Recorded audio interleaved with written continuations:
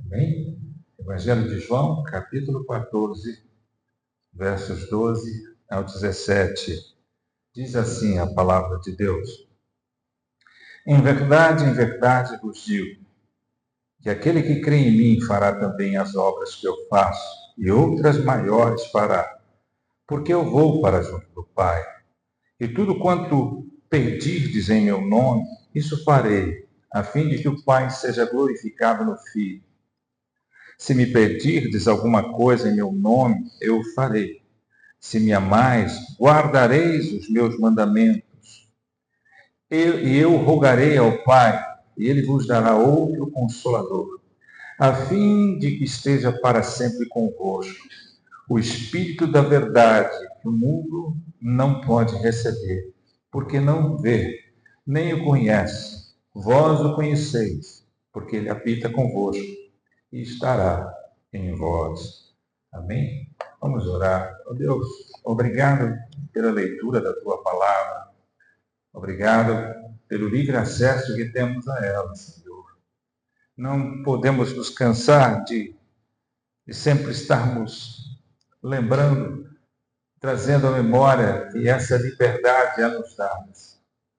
O privilégio que temos de ouvir a tua palavra em liberdade, e que essa liberdade permaneça, Senhor, e que possamos sempre ouvir a tua palavra, valorizar o fato de que nós temos liberdade para isso, quando outras nações não têm. Quantos são aqueles que não têm esse privilégio que nós temos? E que nós possamos ouvir de fato, atentando e atendendo tudo aquilo que a tua palavra diz. Fala conosco, Senhor, e que nós possamos ser servos que ouvem o que o Senhor diz. Em nome de Jesus. Amém. Amém. Esse texto, esse pequeno parte do texto do Evangelho de João aqui, Jesus está confortando os seus discípulos num momento difícil, no momento em que eles estavam se sentindo desolados, desamparados, porque Jesus havia comunicado que já chegara a hora da sua partida. E o que Jesus usou como conforto? Ele usou um pequeno texto, ele usou 3 promessas para o conforto e fortalecimento dos seus discípulos. Nós não estamos furtados de vivermos dificuldades, tribulações, de vivermos adversidades, de termos momentos de tristeza e momentos em que nos sentimos até desamparados, confusos, desnorteados. Nos sentimos muitas vezes desanimados. Todos nós somos humanos e podemos ter essas sensações, esses sentimentos. Passamos. Isso não muda, porque Jesus mesmo disse: no mundo tereis aflições, mas tem de bom ânimo, tem de coragem, porque eu venci, diz o Senhor, eu venci. Então, na vitória de Jesus, nós encontramos a nossa coragem para enfrentar e superar as nossas adversidades. Agora, quando nós estamos passando por isso, o melhor meio é nos confortar aonde? É descansar aonde? Nas promessas do Senhor. E a Bíblia contém inúmeras promessas de Deus. São essas promessas que nos fortalecem. Nós que cremos devemos viver debaixo dessas promessas, entendendo que essas promessas partem de um Deus que é fiel para cumpri-las, de um Deus que não é homem para mentir, de um Deus que é poderoso para fazer qualquer coisa, de um Deus que tem o controle de todas as coisas, mesmo daquelas mais difíceis de entender. Nós, muitas vezes, não vamos entender todas as coisas, ou por que as coisas acontecem, mas nós temos um Deus que sabe tudo e um Deus de promessas, e é nelas que nós devemos descansar. Então, essas 3 promessas, elas trazem um conforto, trouxe um conforto para os discípulos, como traz um conforto para todos nós. Lembrando que a Bíblia não tem época, ela é multiforme, cheia de sabedoria. A Bíblia é atual, a Bíblia é como Cristo, ela é ontem, ela é hoje e ela é eternamente. A palavra de Deus é a única coisa concreta que nós temos. A palavra de Deus é a única que o tempo e nem as adversidades podem corroer. Né? Porque passarão os céus e a terra, mas as minhas palavras jamais passarão, diz o Senhor Jesus. Então nós temos que descansar nessas promessas. Muitas vezes nós não sabemos como lidar com isso. E muitas vezes não entendemos muito bem as promessas de Deus. Por isso essa confusão muitas vezes cria expectativas errôneas. E a expectativa é o caminho certo para a frustração. A Bíblia diz que o choro dura a noite inteira, mas a alegria vem pela manhã. Nós poderíamos dizer que a frustração dura uma noite inteira, mas logo pela manhã uma nova expectativa vem. E ela vai gerar frustrações. Então nós não somos alimentados na nossa expectativa. A vida nos alimenta na fé, na convicção em suas promessas. Outra coisa importante é que nós falamos em agradecer a Deus. Né? Em agradecer a Deus de todas as formas, por tudo que Ele é, por tudo que Ele faz. A melhor maneira de agradecer a Deus não é verbalizando nossa gratidão, mas é confiando, descansando nas suas promessas. Essa é a melhor maneira de agradecer a Deus. Confiar nas suas promessas. A primeira promessa aqui desse pequeno trecho do texto de João, no capítulo 14, é que a promessa em relação às obras que os crentes poderão realizar. Olha o que Jesus diz: aquele que crê em mim fará também as obras que eu faço e outras maiores fará, porque eu vou para junto do Pai. Você parou para pensar nessa promessa? Vocês farão obras maiores, as obras que eu fiz e maiores. Você já parou para pensar na instrumentabilidade que Deus nos dá, a promessa que Ele nos dá de que, através de nós, que vai nos usar como instrumento para operar obras maiores do que Ele. Agora, precisamos entender o que Ele está dizendo. Será que Ele está dizendo que nós vamos ser pessoas que vamos fazer mais milagres, sinais e maravilhas do que Ele fez? Que obras são essas? Ele está dizendo para os seus discípulos e para nós, que é uma promessa que deveria alimentar as nossas vidas, já que Ele nos torna embaixadores do seu reino, representantes dele. Não é obra de milagres, não é obra de sinais e maravilhas, porque a Bíblia não poderia nem contar os inúmeros sinais e maravilhas e milagres que Jesus operou enquanto habitou na terra, nos seus 3 anos e meio de ministério terreno, na forma humana. Ele foi verdadeiramente Deus, verdadeiramente homem, sem que uma natureza não anule a outra. Então é claro que você não vai ver que os apóstolos, os discípulos, quem quer que seja, operou mais milagres, mais prodígios do que Jesus. Não tem nenhum relato de que os apóstolos foram lá e ressuscitou um morto como Jesus ressuscitou e tirou ele do túmulo. Ainda que tem gente que ainda sonha em orar e o morto levantar. Outras coisas que ele fez, não teve nenhum relato de nenhum discípulo andando por sobre as águas, literalmente. E muitas outras coisas. É claro que não é isso que ele está falando. Ele está falando sobre o número de alcance da igreja, de todos nós, de alcance de convertidos, a maior propagação do Evangelho. Ele está dizendo, vocês vão espalhar esse Evangelho pelo mundo inteiro. E vão alcançar muito mais pessoas do que ele naquele pequeno espaço de tempo em que ele esteve. Por isso é que Jesus disse É necessário que o grão de trigo caia na terra e morra para que dê muitos frutos.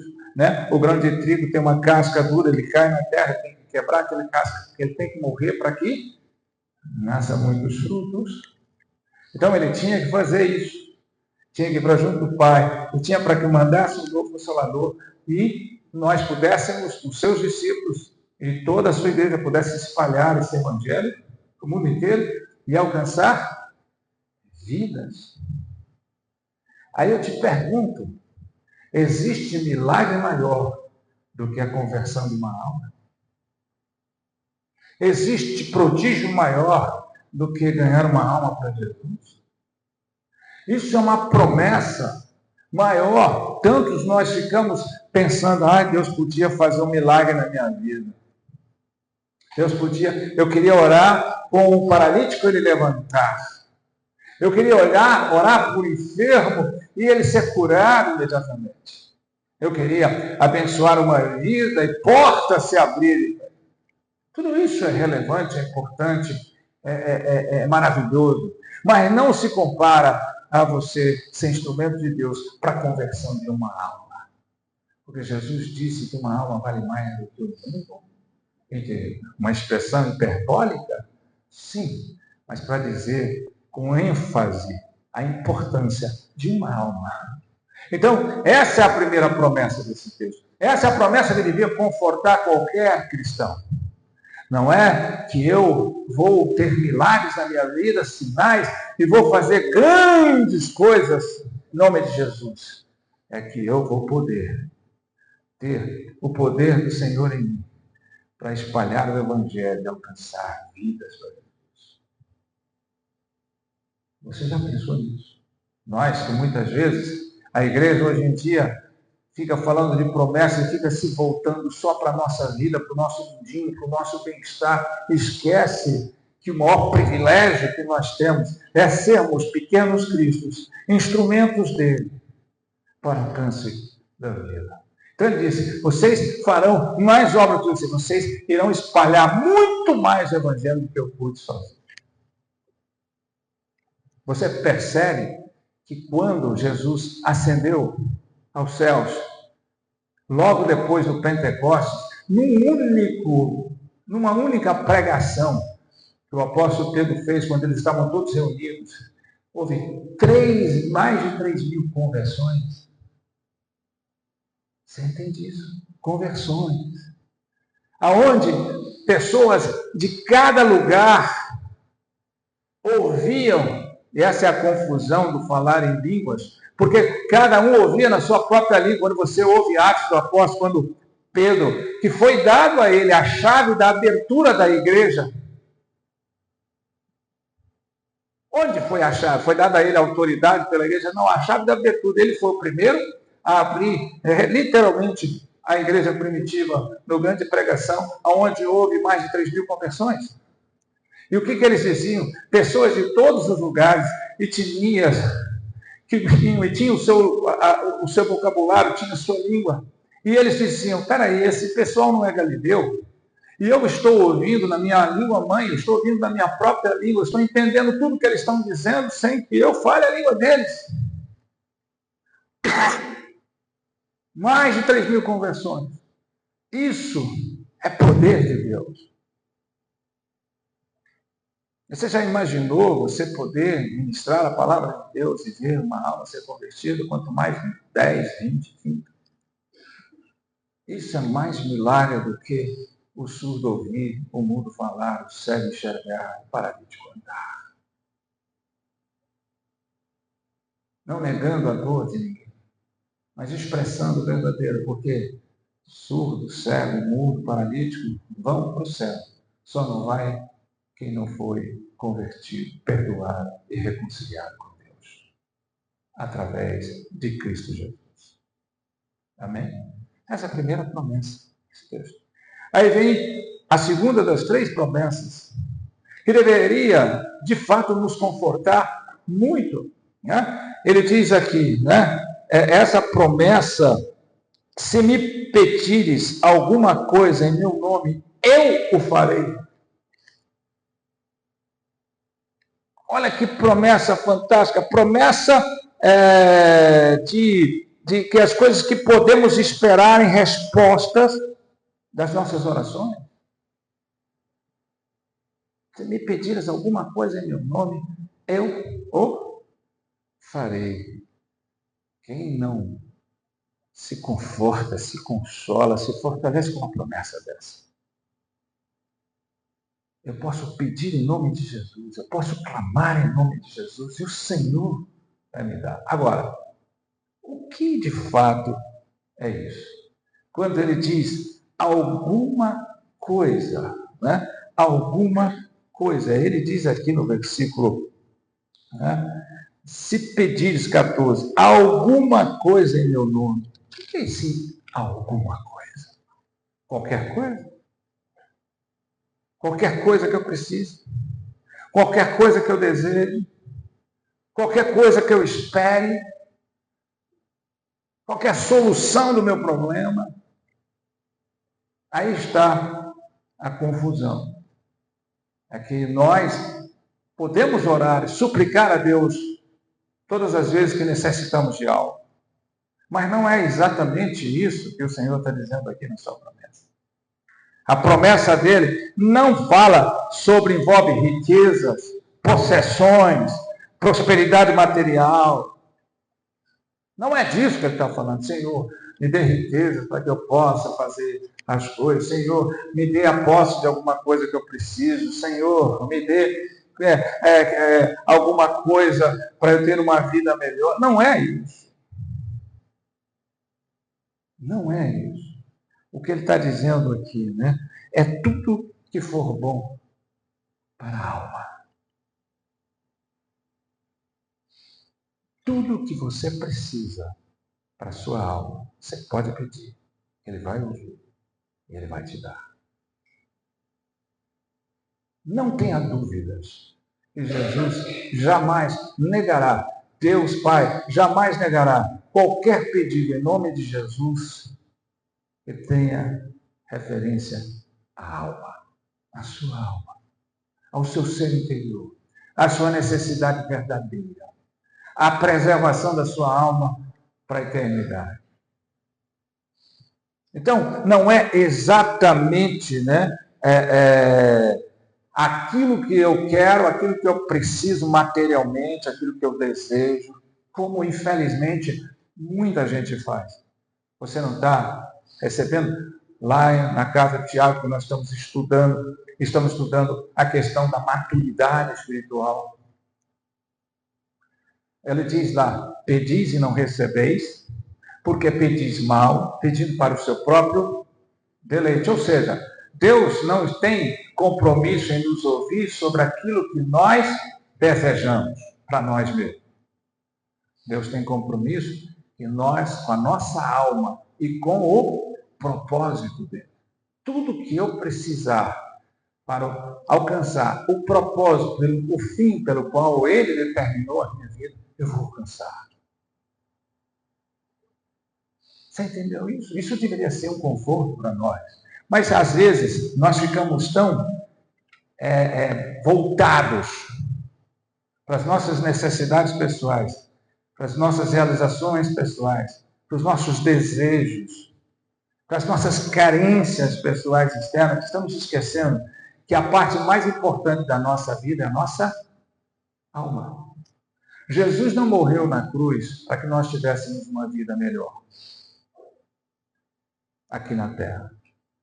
Jesus não morreu na cruz e derramou o seu sangue para que a gente pudesse ter todas as riquezas que o mundo possa nos dar.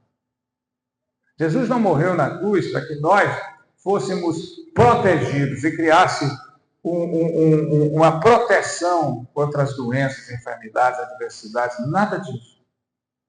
Jesus morreu na cruz para nos resgatar, para nos reconciliar com Deus, para nos dar um passaporte para a eternidade. Jesus morreu na cruz pelas nossas almas, não pelos nossos desejos. Ele veio para salvar almas, não solucionar problemas. Porque Importa a nossa alma. Importa é dar uma olhadinha na eternidade e pensar que mesmo que eu passe qualquer problema hoje, eu sei o final da minha história, porque a minha alma está em Cristo Jesus. Então essa é uma promessa super reconfortante, fortalecedora, né? Que as minhas orações e as minhas petições vão ser ouvidas e Jesus vai me conceder aquilo que eu peço para minha alma. Amém? E a terceira promessa, das três grandes promessas confortadoras que Jesus disse, né? A promessa do Espírito Santo. A palavra de Deus é clara: eu rogarei ao Pai e Ele vos dará outro Consolador, o Espírito da verdade.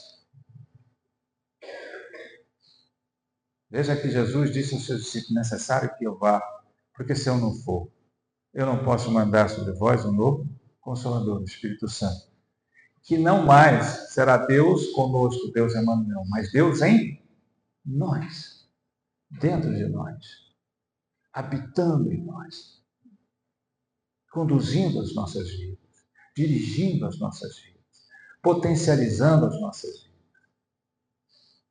É o Espírito da verdade que nos guia na verdade. O ofício maior do Espírito Santo é aplicar a verdade aos nossos corações. Num mundo cheio de mentiras, aonde ele, o príncipe deste mundo, é o pai das mentiras, de engano, de ilusão, e vem o Espírito Santo aplicar a verdade do Evangelho em nossos corações, a fim de guardarmos em toda a verdade e santificar-nos por intermédio da verdade. Se permaneceres no meu ensino, sereis meus discípulos, conhecereis a verdade vos libertará. Eu sou o caminho e a verdade e a vida. Ninguém vem ao Pai senão por mim, assim diz Jesus. O Espírito Santo é que nos convence do pecado, da justiça e do juízo. E veja que há um erro sutil na interpretação desse versículo. Porque quando a Bíblia diz o Espírito Santo é que nos convence do pecado, da justiça e do juízo, temos que entender isso, que ele está falando de convencer o mundo. Todas as pessoas são convencidas, né? De convencer as pessoas. Convencer não é converter. Tem muita gente que a partir dali se convenceu de que fato o Espírito Santo fez eles convencer que nós, o pecado habita em nós, o homem caiu, a natureza agora é a natureza caída, todos nós somos filhos da ira, inimigos de Deus, o pecado corrompeu o nosso coração. E que é o pecado que estraga as nossas vidas. E que tudo que acontece em nossas vidas é fruto do pecado. Da justiça, porque em Cristo Jesus nós somos justificados. E aí, o que acontece quando Jesus morreu e levou para todo aquele que nele crê, ele leva os pecados nossos sobre ele, se torna um maldito por causa de nós, de cada um de nós, e aí ele imputa a sua justiça em nós. Então, somos justificados pela fé, ou seja, agora nós não somos nus. A vergonha da nossa nudez pelo pecado é vestida pela justiça de Cristo. E do juízo, porque haverá um juízo. Então, todo aquele que desperta, o Espírito Santo desperta e convence: olha, o pecado habita em você. E se o pecado está dominando você, vai ser destruído, vai destruir você. Olha, você tem que crer em Cristo para que você tenha a vestimenta da justiça de Cristo.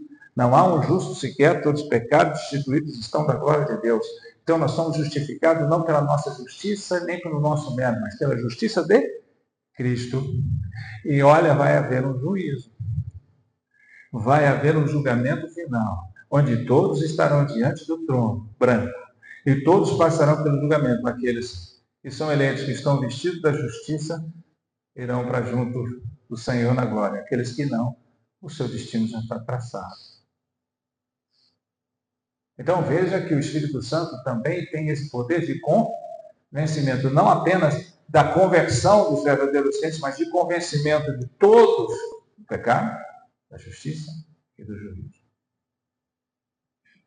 Outra coisa também, que ele faz, o Espírito Santo, ele produz em nós os frutos.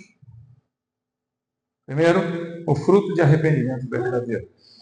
Porque não existe fé desacompanhada de arrependimento. Fé verdadeira, fé que leva à justificação. Fé salvífica acompanhada de arrependimento verdadeiro. Arrependimento verdadeiro não é lamentação do erro que eu fiz, mas é uma mudança de vida. Eu já mudo a minha ótica, eu mudo a minha vida. Eu vivo agora para Cristo Jesus. Eu vivo para a verdade do Evangelho. É ela que me liberta.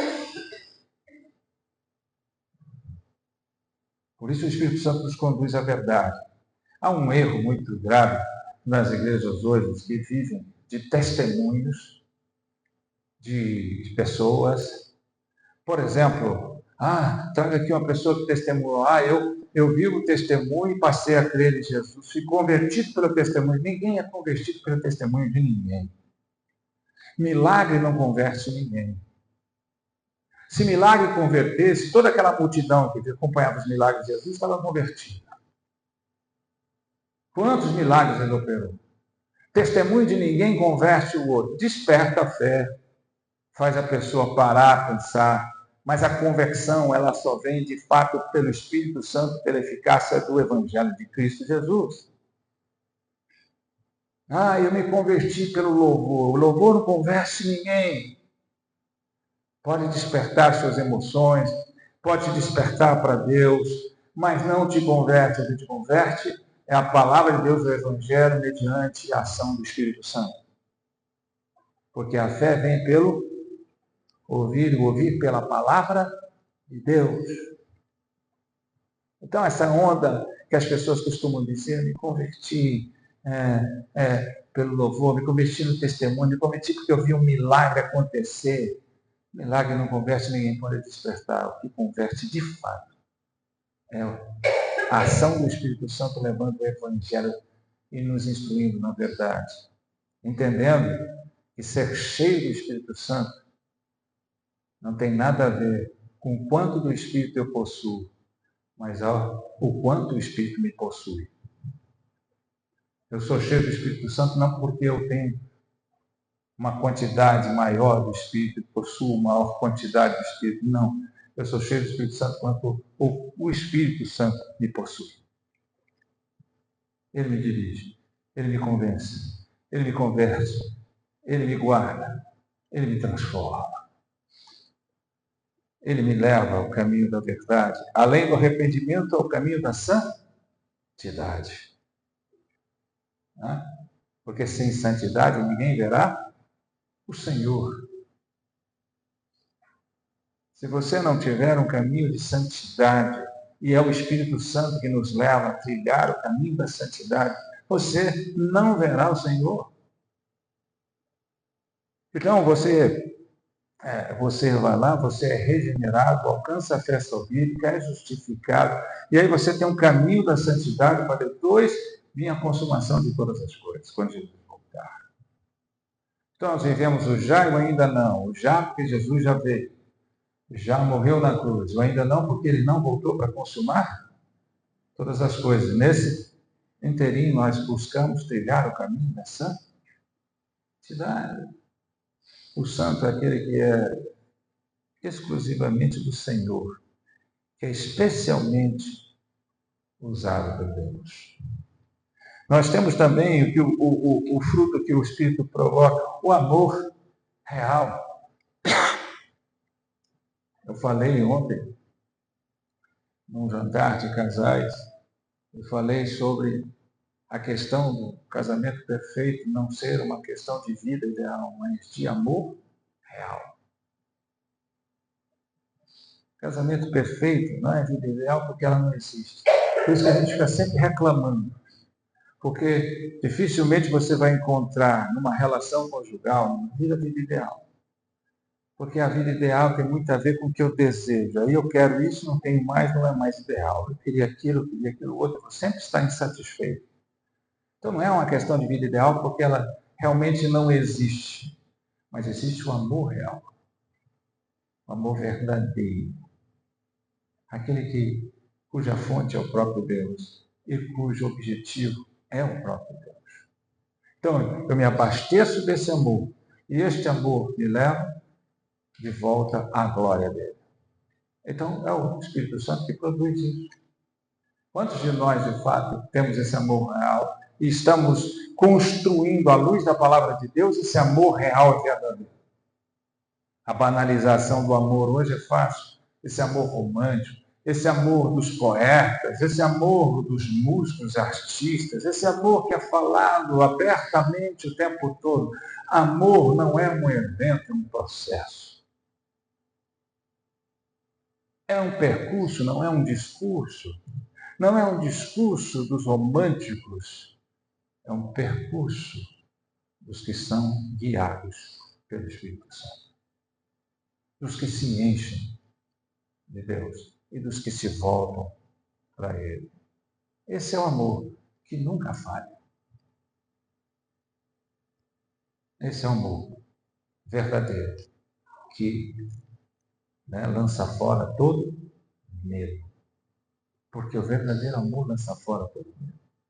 Este amor fictício, ilusório, artificial, superficial, que é decantado nas canções, nos discursos românticos, nos cartões, nos filmes. Esse amor não há nem terra. Esse amor não resiste às intempéries da vida. Esse amor não tem alicerce. Outra coisa que o Espírito produz, fé verdadeira. Uma fé não de acreditar no que Deus vai dar, uma convicção inabalável. Não importa o que eu passe, eu sei que o meu Redentor vive.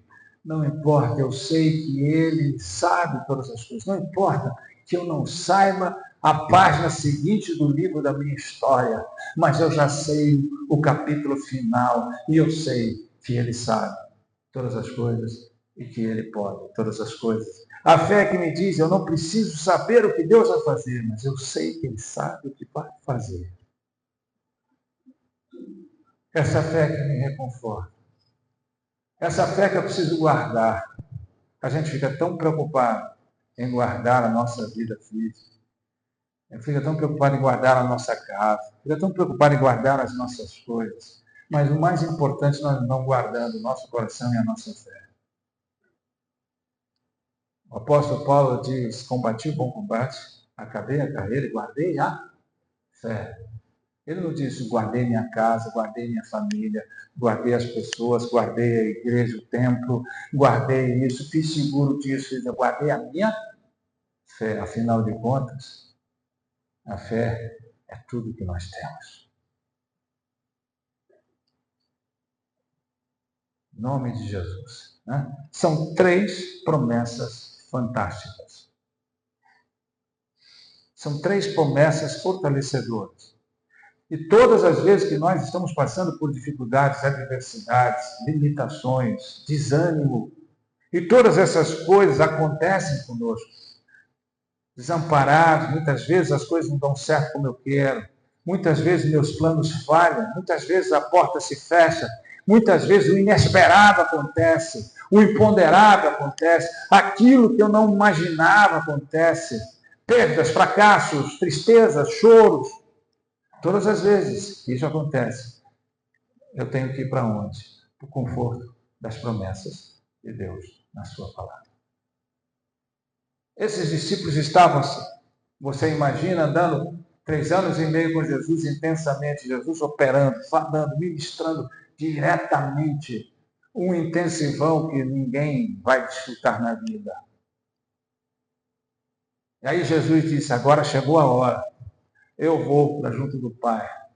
Você imagina isso? E agora? O que nós vamos fazer? Como é que nós vamos ficar? E se acontecer isso, como é que eu faço? E se eu não conseguir aquilo, o que vai acontecer com a minha vida? O que vai acontecer com a minha família? Se eu perder o meu emprego, se eu perder minha saúde, se eu perder minha vida, se eu perder minha casa, se eu perder meu carro, se eu perder a minha oportunidade, se eu não conseguir dessa vez, e aí? Para onde eu vou? Eu vou para as promessas de Deus. Eu vou para as promessas de Deus, começando pelo fato de que Deus me deu um chamado e disse que eu faria coisas maiores do que Ele fez. Jesus disse que eu poderia, mesmo diante de todas as minhas tribulações, ganhar almas para Ele. Ter a minha conversão e ver pessoas convertidas. Quantos planos você tem feito para isso? Isso tem sido importante para a sua vida. Quando a gente senta com as pessoas, o que elas contam? Estou preparando isso aqui, para quando, se alguma coisa acontecer, para quando eu aposentar, estou preparando isso se acontecer. Eu pergunto, o que você está preparando no sentido de ganhar almas? Qual a sua disposição? Quanto tempo você está dedicando a isso? Isso é promessa de Deus. Ah, mas eu não sei pregar. Isso é questão de pastor. Ah, eu não sei falar da Bíblia. Jesus está deixando claro, não é só para os seus discípulos, para todos os discípulos dele, não apenas aqueles que estavam ali. A Bíblia se alarga a todos nós. Nós somos cada um desses discípulos. É muito bom contar as conquistas que fazemos. É muito bom contar os empreendimentos que fazemos. É muito bom contar o alcance da nossa vida, contar as realizações que temos. Agora, eu não vejo tanta alegria em dizer, ganhei uma alma para Jesus. Isso é promessa. Isso devia ser um conforto para as nossas vidas. De que nenhuma limitação nessa vida me impede de ganharmos para Jesus. Pode me impedir de ter a vida ideal que eu queria, mas jamais vai me impedir de responder ao chamado de Deus para ganharmos para Ele. Não existe milagre maior do que uma alma se converter a Jesus. Outro fato, para não esquecer, as orações. Eu não sei se Deus vai me atender a todos os pedidos que faço para Ele, mas uma certeza eu tenho. Tudo aquilo que se referir à minha alma, Ele vai me atender. Tudo aquilo que é importante à minha alma, Ele vai me ouvir. Ele não vai responder a tudo aquilo que eu quero, mas Ele vai responder a tudo aquilo que de fato eu preciso para a minha alma e para o propósito dEle. E por último, saber que Ele mandou o Espírito Santo. E quem tem o Espírito Santo tem o poder para ser guiado na verdade, para ser guiado no propósito que Ele determinou, para dar frutos que glorificam o nome dEle. Essa é um dom, Deus dentro de nós. Deus em nós. Deus agindo no nosso interior. Deus crescendo para dentro. E cada um de nós. E às vezes a gente não dá valor a isso. Eu não tenho as oportunidades que os outros têm. Eu não tenho as condições materiais que os outros têm. Eu não tenho uma vida mais fácil como outras pessoas têm. Mas eu tenho o Espírito Santo de Deus em mim. Você já fez essa pergunta, essa promessa? E se eu tenho Ele, eu tenho tudo que eu preciso. Eu tenho a graça de Deus. E a graça de Deus nos basta. Amém? Em nome de Jesus. Vamos ficar de pé. Vamos orar ao Senhor.